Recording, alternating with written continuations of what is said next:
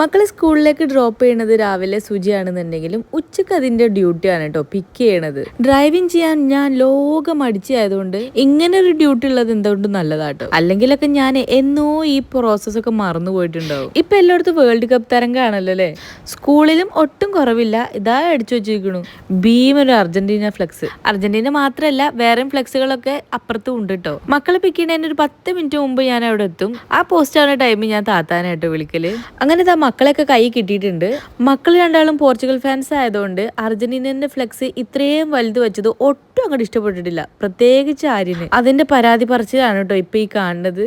മക്കൾക്ക് ഈവനിങ് ചായക്ക് ചൂട് വേണ്ടാത്തോണ്ട് തന്നെ ചേച്ചി അത് നേരത്തെ ഉണ്ടാക്കി വെച്ചിട്ടാണ് കേട്ടോ പോവുക. അങ്ങനെ അവരതൊക്കെ കുടിച്ച് ട്യൂഷനിൽ കയറിയിട്ടുണ്ട്. ഞാനിപ്പോ ഈ ചൂട് ചായ ഉണ്ടാക്കുന്ന സുജിക്കാണ് കേട്ടോ. ഇന്ന് സുജി കുറച്ച് നേരത്തെ എത്തിയിട്ടുണ്ട്. നല്ല ചൂട് വടകളും കൊണ്ടുവന്നിട്ടുണ്ട്.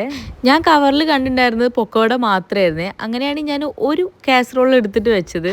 അപ്പോഴാണ് മനസ്സിലായത് നല്ല സുടു കുഞ്ഞു പരിപ്പ് വടയും കൂടെ ഉണ്ട് എന്ന്. കുഞ്ഞു ആയതുകൊണ്ട് തന്നെ കാണാനും നല്ല ഭംഗിയുണ്ട്.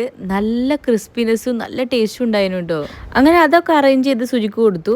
വലിയൊരു കപ്പ് ചായയും കൊടുക്കണേ. സുജി നല്ലൊരു ചായ ലവറാണ്. എനിക്ക് ചായ വലിയ നിർബന്ധം ഇല്ലാത്തതുകൊണ്ട് തന്നെ ഞാൻ പരിപ്പ് വടയിൽ അങ്ങോട്ട് ഒതുക്കി. ഇന്നത്തെ ഡിന്നറാണ് കേട്ടോ. നല്ല ചക്കക്കൂട്ടാനുണ്ട്, ബീഫ് പൊരിച്ചതും മാങ്ങ അച്ചാറും. ഭയങ്കര കോമ്പിനേഷൻ അല്ലേ. സുജി എന്തോ ഒരു സീരീസോ സിനിമയോ എന്തോ ഒരു സാധനം കണ്ടോണ്ടിരിക്കണ നടുക്ക് വന്ന് കയറിയതുകൊണ്ട് തന്നെ ഒന്നും മനസ്സിലാവാതെ കിളി പോയിരിക്കണ്ടോ ഞാൻ. എന്നാലും ചുറ്റിത്തിരിഞ്ഞ് കുറച്ചേരം അവിടെ തന്നെ ഇരുന്നു.